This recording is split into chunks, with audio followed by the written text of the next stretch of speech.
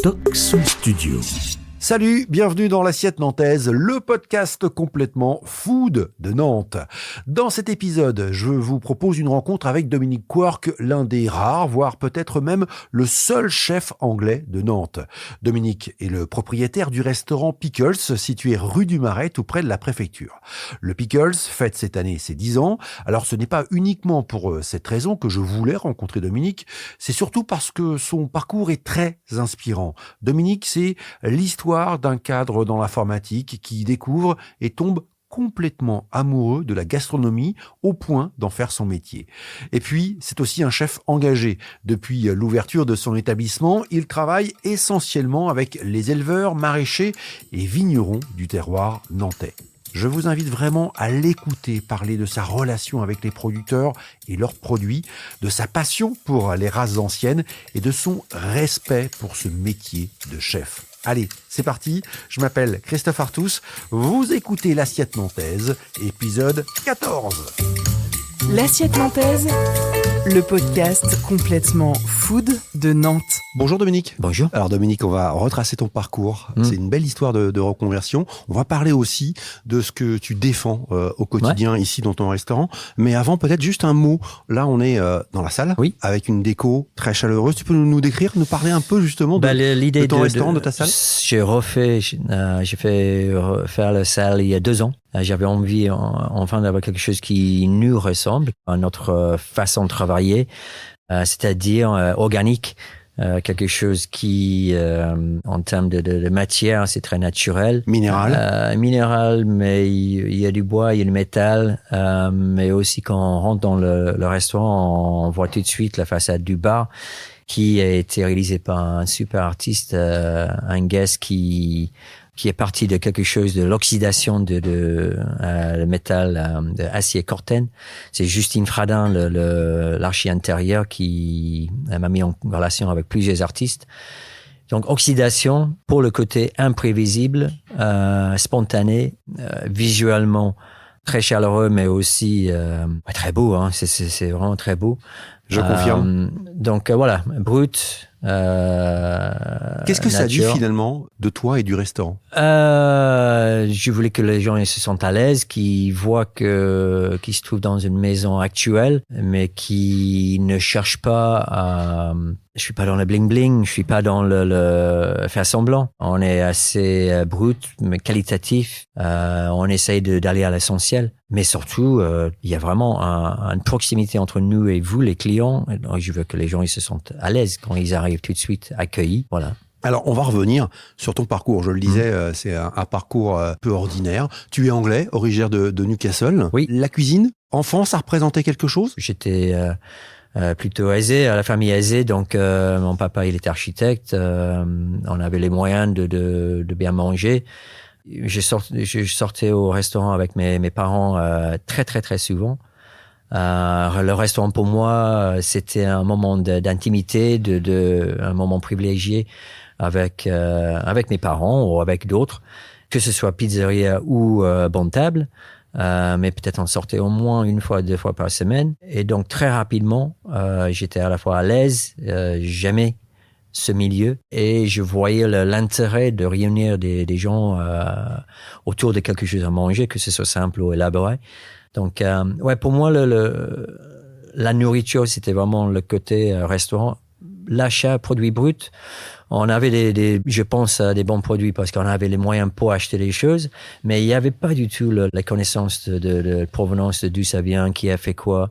Et donc, du coup, j'ai passé toute ma jeune vie, en tout cas, à cuisiner parce que j'aimais bien ça. Tu cuisinais même enfant? Oui. La première chose que j'ai appris à faire, c'est un pâte brisée. Ça, c'était à l'école. Le poulet rôti, faire une soupe et faire une bolognaise. Voilà, c'était un peu les trucs simples. Mais mine de rien, quand j'étais étudiant, ça m'a permis de faire mon poulet rôti. Après, avec la pâte brisée, j'ai fait la tourte, des bouts de poulet qui restaient sur le carcasse. Et le 3e jour, c'était plutôt la soupe avec le petit reste Oui, j'aimais bien faire ça. Tu aimais bien ça, mais tu n'avais pas imaginé en faire ton métier. Ah non, évidemment que non. Non, j'étais sur tout autre chemin. J'ai beaucoup travaillé, du coup, quand j'étais étudiant en salle, en tant que serveur. J'ai commencé à l'âge de... Mon premier boulot dans une pizzeria, je devais avoir à peine 16 ans, peut-être 15 ans et quelques. J'aimais bien être serveur. Ça m'a mis de l'argent dans ma poche et aussi le contact avec les clients, j'ai beaucoup apprécié. Mais de là à en faire un métier, non, c'était pas le but. Pas parce que j'avais pas de respect du tout pour ce métier, mais j'avais aucun copain, personne dans la famille qui faisait ça. Donc ça me semblait juste, voilà, c'est pas prévu. On va à l'université, on se spécialise et on trouve un vrai, entre guillemets, boulot. Ouais, c'était pas forcément un vrai boulot, en fait. C'était un boulot d'étudiant. Non, et, voilà, ouais. c'est un petit boulot, comme on dit. Voilà. Ouais.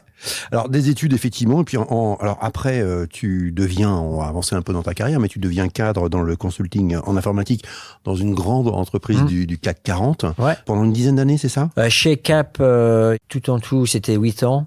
Donc, c'était quoi? C'était costard cravate? Oui, ouais. oui. Alors là, c'est la seule chose qui me manque de ce monde-là. J'ai toujours aimé porter un costume. Le premier costume que j'ai acheté avec mon père chez Marks & Spencer's à Newcastle pour pouvoir aller justement dans quelques restaurants un peu sympas, un peu poche, un peu gandés. Donc oui, c'était costard, cravate, belles chaussures. Ça a toujours été le truc que j'ai apprécié quand j'étais dans l'informatique, que ce soit à Londres ou à Paris. Donc, tu arrives en France en 2001? Oui, justement, c'était là en septembre 2001. Donc, j'ai été embauché, heureusement, parce qu'ils ont fait gel d'embauche le lendemain, suite au problème avec l'attentat à New York. Donc, ouais, début septembre, ma femme, Antonella, elle était enceinte de notre premier enfant. 7e mois, au 6e mois plutôt. Et donc, on arrive. Vu que j'ai étudié français jusqu'à mes 19 ans, français, c'était toujours ma matière préférée. Donc, je me suis dit, pourquoi pas aller à Paris. Ma femme, elle a envie d'accoucher là-bas. Ta femme est française, hein? Oui, bien sûr. Ouais, elle est française. Papa italien. Elle est née à Lille, donc ch'ti. Donc oui, ça me semblait OK, pourquoi pas aller en France. J'avais des bonnes notes, je maîtrisais bien la grammaire. Mais bon, avoir une maîtrise de la grammaire, c'est une chose. Mais de papoter avec des gens, comprendre dans des échanges où il y a plusieurs personnes qui parlent en même temps, tout ce qui concerne la culture, d'avoir des repères, tout ça, j'avais rien. Au moins, je me sentais paumé. Ça m'a pris 2 ans pour me sentir plutôt à l'aise dans les échanges, en tout cas, mais j'ai évidemment toujours des trous culturels qui rendent l'intégration pas toujours évident. Bon, en tout cas, on voudrait bien parler anglais comme tu parles français. Ça, c'est plutôt clair. Bon, ouais. Ouais. Donc, cette carrière de cadre dans l'informatique, tout se passe bien. Et puis, il y a un tournant en 2007, c'est ça? C'était plus long que 2007. Je veux dire, c'était plus tôt. La période de changement, c'est ça que tu veux dire. Il y a eu une formation 3 jours de cuisine gastronomique chez Ferrandi à Paris. Et ce qui m'a marqué plus que d'autres choses, c'est que le cuisinier qui animait la formation, lui, c'était pas juste une histoire de recettes, c'était surtout il animait avec tout son corps. Quand il cornait un appareil dans un coup de poule, c'était pas juste la main, c'était pas l'avant-bras, c'était même pas coude ou bras, c'était tout son corps. Et je voyais bien qu'il y était entièrement. Et sur le moment, je l'ai vu, je l'ai observé, ça m'a rien fait de particulier, pas plus que ça, mais je pense que ça a laissé sa trace.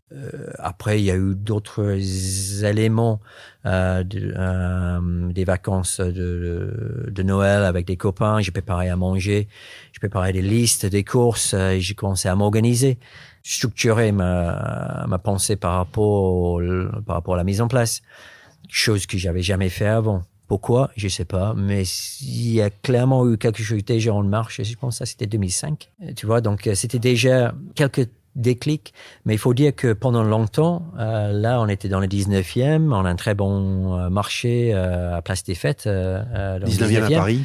À Paris. J'allais tous les week-ends, mais plutôt en souffrance. J'ai suivi ma femme avec les caddies. Je comprenais pas pourquoi il y avait autant de poissonniers, pourquoi autant de gens qui vendent des légumes, pourquoi pas juste une personne. Voilà, on achète légumes et voilà, c'est plié. On passe pas tout notre temps. Je comprenais pas, j'étais pas quelqu'un du produit. Et hop, pendant cette période de 2 ans, je dirais, j'ai commencé à prendre connaissance il y a des produits et il y a des produits. Et pour moi, ça commençait un peu avec les races anciennes, que ce soit du cochon, du bœuf, du veau, agneau et autres. Et surtout avec le cochon au début. Et c'est là où je commence à poser des questions à quelques bouchers et que je commence à me rendre compte que les bouchers, les bons bouchers du quartier, eux non plus, ils savaient pas. Ils n'avaient pas cette connaissance de race. Ils connaissaient les labels. Ils me parlaient de « Ah ouais, ça c'est du bon cochon label rouge, ça c'est du bon cochon sartois, ça c'est du bon cochon breton, nanana. » Mais ils savaient pas ce que c'était en fait les races. Et donc quand j'évoquais les quelques races que j'ai trouvées sur l'internet, tout bêtement, les races anciennes, c'est-à-dire les races qui prennent plus de temps à grandir et donc du coup n'ont pas été sélectionnées pendant les années fin des années 50, 60 quand il fallait nourrir tout le monde. Ouais. Certaines races ont été sélectionnées pour la productivité, le volume et le fait de grandir vite. C'est ces races-là qui connaissent, ou ils connaissaient ces bouchers, mais ils connaissaient pas les anciens. Et c'est là où il y a beaucoup de goût, c'est là où il y a toute une façon de travailler qui n'existait quasiment plus à la fin des années 80. Donc du coup, je me rendais compte qu'il y avait des choses à savoir sur les produits, pas que pour les cochons, pas que pour la viande. Je commençais à m'intéresser aux poissons, aller parler avec des poissonniers. Légumes, du coup, ça suivait derrière. Et donc, petit à petit, j'ai commencé à mieux comprendre l'intérêt d'aller chez tel ou tel. Chacun privilégie une certaine façon de voir un sourcing quand c'est une question du marché. Certains qui vont juste aux mines, sans se poser des questions, d'autres ce sont les maraîchers eux-mêmes qui vendent la production, et d'autres, c'est entre les deux, qui sélectionnent bien. Bon, voilà, donc c'est quelque chose qui a pris quelques années à venir, mais quand c'est arrivé, tu reviens pas en arrière. Donc ouais, 2007, c'était vraiment cette période-là. Et donc j'ai passé sur un CAP 2007-2008. Mais c'est-à-dire qu'à un moment donné, tu te dis, stop, je change de vie, je laisse le costard-cravate et je veux aller dans la restauration. Je me suis posé la question. C'était une époque qu'il faut pas oublier, et on peut rapidement oublier, mais Top Chef n'existait pas. On était au début à peu près de Dîner presque parfait, ce genre l'émission. Et donc, ça veut dire quoi? On n'avait pas l'image des chefs qu'on a aujourd'hui? C'est-à-dire que, oui, en fait, la réponse, c'est plutôt que il y a cette notion de presque banalisation de la cuisine. Tout le monde peut le faire. Et donc, il y a eu de plus en plus de monde qui pense à faire des reconversions vers la cuisine.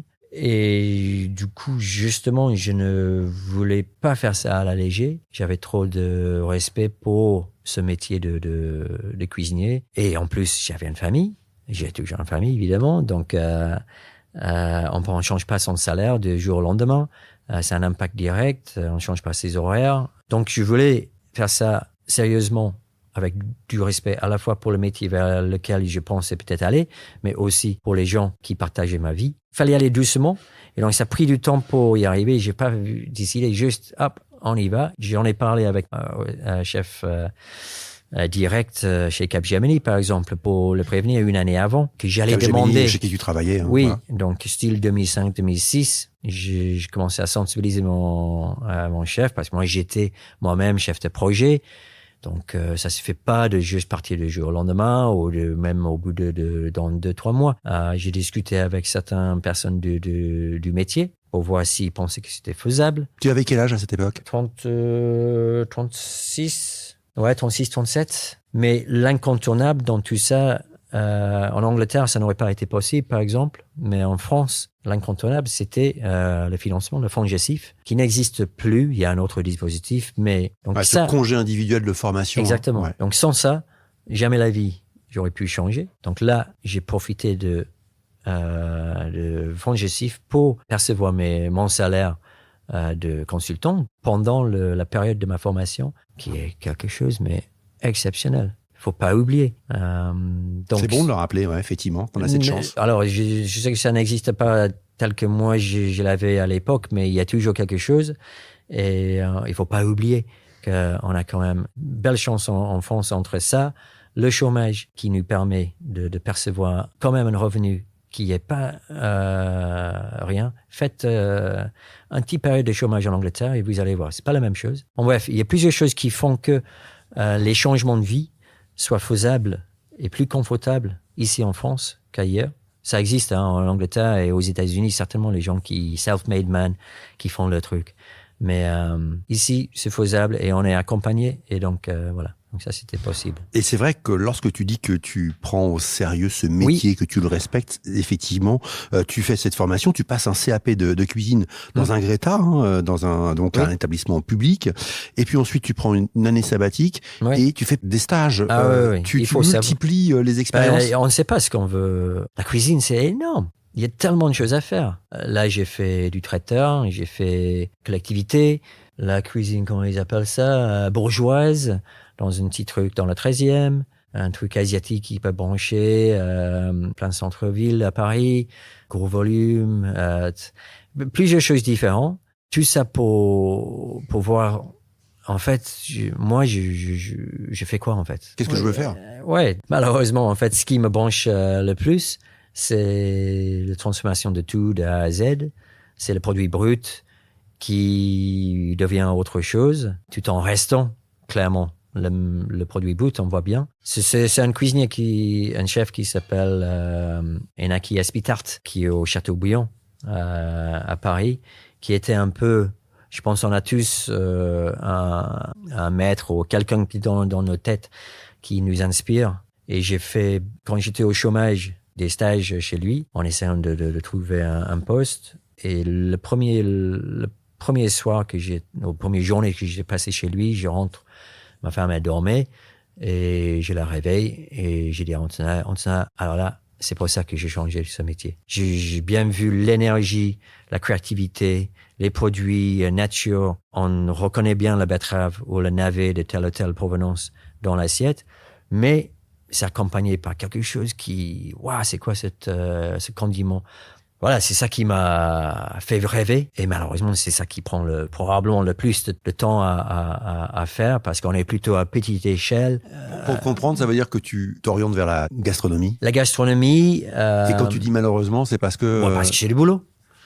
C'est chronophage. Si on veut faire ce métier avec le respect qui se doit, et autant pour les produits, pour les gens avec qui on travaille et aussi pour les clients qui viennent chez nous, ça prend du temps. Voilà, c'est tout simplement ça. Donc, mais quand on découvre du coup après ces plusieurs tests ailleurs, j'ai fait des dîners, j'ai fait des dîners des Dom for One Night Only. C'était une série de dîners que je faisais avec des copains. On a fait une soirée, ils étaient 67 je crois, ou 70. C'était horrible. C'était chouette, c'était un événement magnifique dans un bar à soupe dans le 19e à Paris. Ma femme, elle était en salle, elle m'en voulait à mort le lendemain parce qu'elle a souffert comme jamais. C'est toi qui organisais les soirées, c'est toi qui proposais les soirées. Ouais, donc avec un dîner, avec un menu ridicule, à la rallonge, avec du homard, avec la queue de bœuf, avec beaucoup de mise en place. En gros, je voulais apprendre le maximum possible. Je voulais mettre la barre le plus haut possible pour moi. Jamais être dans la zone de confort. Juste un peu hors de la zone de confort pour que je maîtrise un peu, mais quand même que j'apprenais également des choses. Donc, une période où ça bouillonnait comme un ouf dans ma tête, dans mes tripes. Et je surfais. J'ai surfé sur cette vague je parlais d'une courbe exponentielle. Quand je donnais une certaine énergie, quand j'étais consultant et je bossais, mais assez souvent, je trouvais ça... Pourquoi je bosse en fait? Pourquoi je bosse autant? et à quoi bon. Et l'énergie que j'ai donnée, c'était assez linéaire. Avec la cuisine, je trouvais que quand je donnais, en fait, il y a un moment où, et pourquoi exponentiel du coup, je recevais beaucoup plus que je pensais. Et c'est comme si dans un jeu vidéo, un truc comme ça, tu reçois des bonus et tu accèdes à un autre niveau. Et donc, avec la même énergie, je faisais encore plus de choses que dans l'informatique. Et ça m'a permis de réaliser des choses que j'aurais jamais pu faire avant. Donc voilà, tu avances. Ensuite, alors tu arrives à Nantes en 2011. Tu bosses au restaurant Vertigo qui voilà est aujourd'hui fermé. Et puis la réflexion, le chemin t'amène à te dire que peut-être tu peux toi t'installer, monter ta propre affaire. Non, j'ai changé de métier pour monter mon. D'accord. Non, j'aurais jamais fait si le but c'était pas de créer un restaurant. J'avais pas le temps de apprendre vraiment à faire ce métier tel que idéalement j'aurais fait dans une autre vie. Du coup, au moins que je puisse faire un truc moi-même, mais si je vais faire un truc moi-même, je voudrais être sûr que je puisse livrer quelque chose à la hauteur de ce niveau que j'essaye d'atteindre. Donc oui, c'était pas en arrivant ici et après telle ou telle expérience que tiens, pourquoi pas.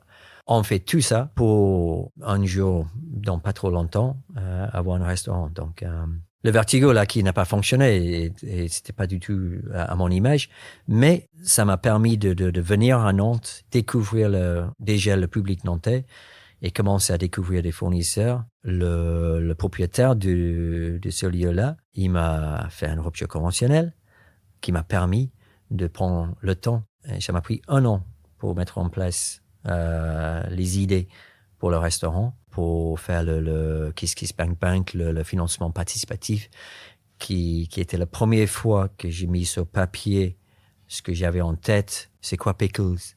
C'est ma femme qui m'a dit ça. Tu vas écrire le texte pour le financement participatif qui. Oui, ce qu'on va expliquer. Voilà, oui. Effectivement, tu démarres une campagne de financement participatif pour ouvrir ton restaurant. Là, on est en 2012. Ouais. Et c'est ta femme qui dit, mais il faut que tu donnes aux gens l'envie de participer. Et donc, il faut décrire le truc. Et si tu penses savoir, parce que je sais ce que c'est. Je sais ce que je veux faire. Écris-le.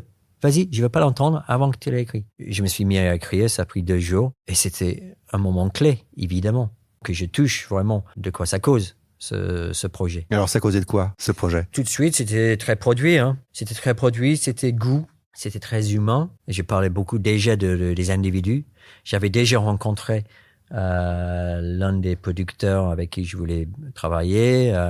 J'avais déjà découvert les cochons blancs de l'Ouest, le bouton de pie noir, placé avec une bande d'éleveurs qui étaient dans ce coin-là. Donc, ça parlait de ce noyau dur de Pickles qui est les producteurs, les fournisseurs, les produits mais qui viennent de notre terroir, mais croisés quand même avec des serveurs qui viennent potentiellement d'ailleurs, plus ou moins loin, mais vraiment un relief de saveurs.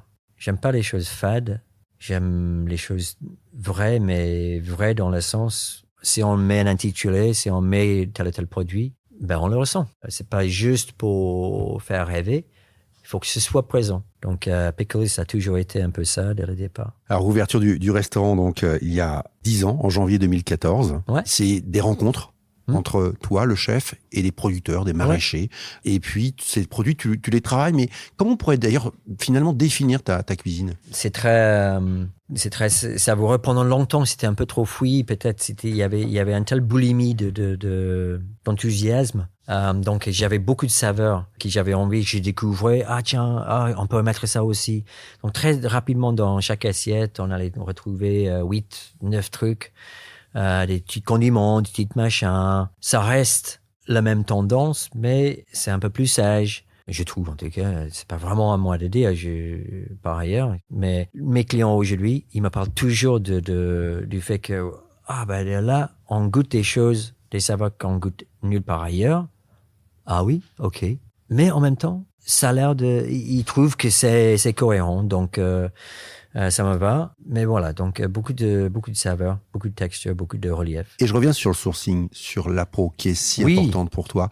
Comment tu travailles? Comment tu sélectionnes les gens avec qui tu veux travailler? Déjà, dans le Pays de Loire, il faut savoir qu'il y a un asso qui s'appelle le CRAPAL, le Conservatoire des races anciennes Pays de la Loire. C'était le tout premier pied dans la porte que j'ai eu quand j'étais encore à Paris, dans la recherche de ces fameux producteurs des races anciennes pour discuter avec les bouchers qui n'en savaient rien. Et donc, grâce à cette liste, un répertoire des producteurs, ça m'a permis d'aller voir, rencontrer. C'est d'où est venu le contact avec la ferme des 7 Chemins à Plessé. Qu'est-ce qu'ils font, la ferme des 7 Chemins à Plessé? C'est Breton de Pays Noir, c'est les produits laitiers, du Gouel par exemple, des fromages, du beurre, mais également de temps en temps un peu de cochon. Mais de là, je rencontre un éleveur de veaux nantais, Laurent Chalet, qui n'existe plus. C'est son fils maintenant qui s'en occupe. Bon voilà, on rentre dedans dans ce milieu. Eux, ils connaissent par cœur évidemment le tissu agricole, donc ils vont parler de tel ou tel, et donc tu passes les voir. J'allais passer matinée chez un producteur par exemple dans le sud, Sorinière, un éleveur de veaux nantais, Christophe Saint en l'occurrence, et après passer une autre matinée dans l'atelier de découpe, parce que c'est le lieu dans le sud Loire où les producteurs de ce coin-là, ils allaient toujours envoyer le bête par cet atelier. Donc je savais, si j'avais envie de travailler avec les bêtes entières, qui était mon projet, on n'a pas encore parlé, mais travailler à la carcasse, c'est quelque chose que j'ai fait depuis le tout début. Le premier menu que j'avais, c'était avec l'agneau de Sologne, la ferme du Moulin. Et je travaille toujours avec eux. Donc à l'époque, c'était l'agneau qui arrive, je découpe et on sert ça midi et soir, morceaux différents. Donc ce principe-là est resté toujours. Donc là, on travaille sur les pigeons de Mesquer cette semaine en ce moment. Ça fait 3 semaines que j'ai fait ça. Avant, c'était le bœuf Pied Noir d'une ferme juste au sud de Nantes. Donc tu achètes la carcasse et donc tu t'engages à travailler tous les morceaux? On comprend bien aujourd'hui qu'il faut manger beaucoup moins de viande, mais si on va manger de la viande, il faut se rendre compte que c'est une bête que nous avons tuée pour avoir tel ou tel morceau. Et il faut du coup, par respect pour cette bête, il faut tout consommer, c'est la moindre des choses. Et donc, pour faire ça, c'est du boulot, c'est plusieurs techniques différentes. Donc, avant l'ouverture du restaurant, j'ai pu profiter, encore une fois, pendant la période de chômage. Il y a des stages qu'on peut faire. Donc, moi, j'ai fait 2 semaines chez un charcutier qui est maintenant à la retraite, Didier Damier, très connu dans la région. Donc, Didier, il m'a gentiment partagé son savoir sur le travail du cochon. Je savais que j'allais travailler des cochons entiers, donc je voulais savoir comment on les valorise. Donc ça, c'est quelque chose maintenant que je fais, on va dire à peu près 3 fois par an. Je rentre un cochon entier, des races, essentiellement le cochon longuet ou le cochon blanc de l'Ouest. Et là, on travaille la tête, tous les morceaux jusqu'à la queue, évidemment. Je fais le jambon blanc. C'est dans une saumure pendant plusieurs semaines. La prochaine carte, je vais proposer le pastrami de bœuf, qui est fait avec un gros morceau dans le cou, le collier de bœuf, qui est le bœuf que j'ai travaillé avant Noël. C'était dans une saumure pendant 5 semaines. Et donc après, c'est fumé, plein d'épices. Et donc, c'est un moyen de conserver la viande également. Donc, il y a plusieurs techniques qu'on met en œuvre quand on veut valoriser la totalité d'un animal que nous avons tué pour manger. Donc voilà, c'est quelque chose qui était au cœur du resto, mais on est très végétarien, très végétal également. On propose des menus vegan, végétariens en dégustation depuis très longtemps, végétarien depuis toujours, mais vegan depuis un bon 5 années. Toutes ces choses-là, ça donne des liens avec notre tissu, mais ça prend du temps. Et à t'entendre, tu pars du produit, en fait. Ouais. C'est le produit qui t'inspire et non l'inverse. Non, effectivement, c'est vraiment les produits, donc du coup la saisonnalité qui nous inspire. J'allais dire les vrais chefs. Mais en tout cas, le vrai travail pour moi, c'est ça. On fait avec ce qu'on a. J'ai travaillé avec des condiments également, des produits qui viennent d'Asie, par exemple. Je suis assez touché par cette cuisine-là. Mais ouais, on part de ce que nous avons chez nous et c'est ça qui rythme nos réflexions. Et l'inspiration, après, ça vient parfois c'est le produit qu'on ne connaît pas, que le maraîcher nous propose les courgettes Zappalito, que je ne connaissais pas, mais quand je travaille avec... Qu'est-ce que c'est? C'est une variété de courges et courgettes. Quand je travaille avec le Jean-Michel Le Guen de Microferme des Anges, m'a fait découvrir ce produit-là. Et il y a d'autres produits que j'ai découvert avec d'autres maraîchers. Voilà, ça fait... on part sur des textures, des côtés translucides ou telle chose qu'on n'aurait pas fait autrement. Mais du coup, ma réflexion est souvent un peu lente, de fil en aiguille, un peu pas prévue, et après ça devient autre chose. C'est chronophage ma façon de faire. C'est fatigant ma façon de faire. Ça bouffe de l'énergie ma façon de faire. Et donc il fallait bien que je m'adapte pour essayer de aller au bout de ce marathon que c'est de ce métier. Si on veut travailler avec des équipes qui sont de plus en plus étoffées, là on est 6 en cuisine et 3 en salle, 6 avec moi, mais il faut que les choses soient carrées, il faut que les choses soient le moins stressant possible pour que les gens avec qui je travaille me suivent, qu'ils restent. C'est le nerf de la guerre aujourd'hui. Mais quand même, je lutte pour garder cette envie de découvrir et prendre son temps, qui n'est pas évident dans ce métier où on est à la base. Quand je suis allé chez Potelin Chabot, mon premier taf, après mon CAP, reçu par le RH, et le chef qui me pose des questions, il me demande, alors, pourquoi vous venez chez nous? Pourquoi vous faites ce métier? Et évidemment, tout de suite, moi, je parle de la créativité, des beaux produits, je parle de découvrir des choses. Et lui, il me rappelle tout de suite, on est dans la production ici, on est là pour produire des choses. Donc, ne m'embêtez pas avec vos histoires de créativité et autres. Mais c'est vrai, si ça sort pas, ça sert à rien. Effectivement, ouais. Et t'as des clients en salle qui attendent. Et, Ouais. Ouais.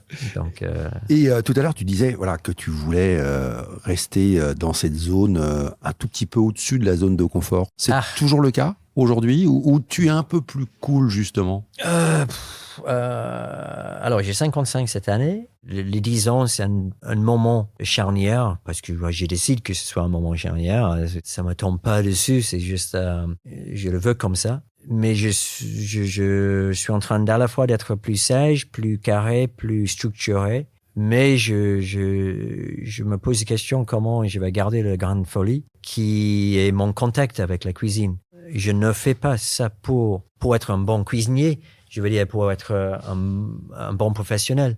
Je fais ça pour ce plaisir que j'ai à manipuler le contact humain, le contact produit, le contact intellectuel, émotionnel, et de canaliser tout ça dans un truc, une assiette, par exemple, et que ça sort, et que ce soit apprécié, j'espère, et qu'on passe à la prochaine. Je suis potentiellement en mutation en réflexion, ça c'est sûr. Comment je fais perdurer mon rapport avec la cuisine pour que ça ait toujours du sens, mais que j'accepte que mon corps, qui physiquement peut-être n'a pas le même niaque que j'avais peut-être il y a 10 ans, je le sens pas aujourd'hui, mais je peux pas foncer tête baissée dans chaque année qui arrive comme si j'avais 30 ans. Je veux vraiment de plus en plus accompagner d'autres. Je veux transmettre les valeurs que j'ai ici, et donc de pouvoir partager, transmettre. Je trouve, en tout cas, il faut être sûr de ce qu'on a à transmettre. Or, moi, je me pose toujours la question. C'est-à-dire que tu te sens encore un peu illégitime? Non. Non, pas illégitime, non. Non. J'ai ma place, je reconnais bien. Il y a pas de souci de ce côté-là. Mais pour pouvoir dire à mes collaboratrices et collaborateurs en cuisine, par exemple, il faut faire les choses de telle ou telle façon. C'est pas mon genre. Je me dis jamais à moi-même, il faut que je fasse telle ou telle chose de telle façon. Je maîtrise la cuisson du poulpe. Je dirais jamais ça, parce que c'est faux. Je peux avoir des ratés. Je suis toujours en train de tâter, toujours en train d'ajuster, toujours en train de vérifier. Et donc, pour transmettre ça, c'est compliqué. Donc, j'essaie d'être plus confiant dans ma façon mon rapport avec des produits et des cuissons et des préparations pour que ça se transmet plus facilement. Ce que tu nous racontes, c'est une cuisine d'instinct, une cuisine du toucher. Oui, c'est ça. Mais donc du coup, ça peut être vu comme un manque de précision. Voilà, on m'a déjà dit ça. C'est un peu approximatif. Et ce que je dirais moi, c'est que oui, effectivement, ça change beaucoup. Par exemple, je travaille avec la fermentation. Je maîtrise pas. Je veux dire, je maîtrise pas le résultat final. Mais ça m'est égal, quelque part. Le but n'est pas là. Je fais avec ce que j'ai au final. Je goûte, je vois. Si, pendant une période de 3 semaines, par exemple, on a un produit j'ai un élément dans une assiette qui est un produit fermenté, j'accepte que cet élément-là peut être différent du début jusqu'à la fin de ces 3 semaines de l'élément dans l'assiette. Moi, quand je suis en train de travailler avec, j'adapte les autres choses qui vont avec pour compenser le moins de sucrosité ou le plus d'acidité. Donc, c'est vrai que dans une cuisine dite Michelin ou quelque chose qui doit être carré, tel qu'on imagine, peut-être je me trompe, j'aurais pas cette précision-là. J'ai des précisions de cuisson, des sondes, ce genre de choses. Mais ma précision à moi, c'est une exigence de goûter des choses et de vérifier des choses. Faire appliquer ça à l'échelle de l'équipe, c'est pas évident. Tu as parlé tout à l'heure de vrai cuisinier. C'est quoi pour toi la définition d'un cuisinier? La cuisine, on transforme des produits, mais c'est un engagement qui est tellement profond. C'est pas superficiel, c'est pas juste un fournisseur qui apporte tous les produits et on les chauffe, on les cuisine peut-être correctement, mais c'est un engagement à 360 degrés. Là, j'ai fait un truc avec Mathieu Peru en début de semaine. Manoir de la Régate. Manoir de la Régate, donc tellement riche et tellement intéressant, cohérent avec les produits qui travaillent. Ludovic pareil, Loulou Rouget, Céline, tu avais parlé de Céline. Céline Mingam, Restaurant L'Ours. Ouais, également avec Christophe François. Et donc tous ces gens-là, qu'on aime ou qu'on n'aime pas leur cuisine, la question n'est vraiment pas là, mais c'est fait entièrement avec grande conviction et du coup avec cette vision 360 qui veut dire qu'on va au bout de à la fois d'où vient quelque chose. C'est quand même dingue quand on voit le sourcing pour les produits, les matières, les couteaux, ça va tellement loin. Les vrais cuisiniers, ils vont au bout de toutes ces choses-là. C'est énorme. Vraiment, c'est énorme. Et donc, moi, je fais mon mieux, mais j'ai encore beaucoup de chemin à faire. Et dans 10 ans, puisqu'on vient de fêter les 10 ans, dans 10 ans, tu te vois où? Alors, j'aurai 65 ans. Je vais être ici, ça c'est sûr. Je vais être à Nantes, certainement. Avec ma femme, certainement. Et toujours en train de cuisiner, ça c'est sûr. Comment, je sais pas sous quelle forme. Ça dépend ce qui se passe dans les quelques années à venir. La simplicité, ça pourrait être pas mal, peut-être. Mais malheureusement, j'ai toujours tendance à aimer la complexité. J'aime les choses qui sont un peu tordues, un peu pénibles. Là, j'étais en train de faire des saucisses de pigeons pour le dîner de mardi soir, là. Très pénible, manque de technicité de ma part, mais avec une envie dingue de faire des saucisses depuis toujours. Et donc, je m'en fous que ça m'a pris du temps, je fais et j'ai envie de refaire. Donc voilà, peut-être ça va être un truc à saucisse, mais quoi qu'il arrive, ça va être du vrai. Ça va être probablement une petite touche pénible. Et surtout en direct avec des gens en amont et en aval. Et beaucoup de contact avec l'humain, ça c'est sûr. Merci infiniment Dominique. Ouais, c'est au plaisir. Voilà, fin de cet épisode. Merci de votre écoute. L'Assiette Nantaise, le podcast complètement food de Nantes, revient très vite dans vos oreilles. Ciao.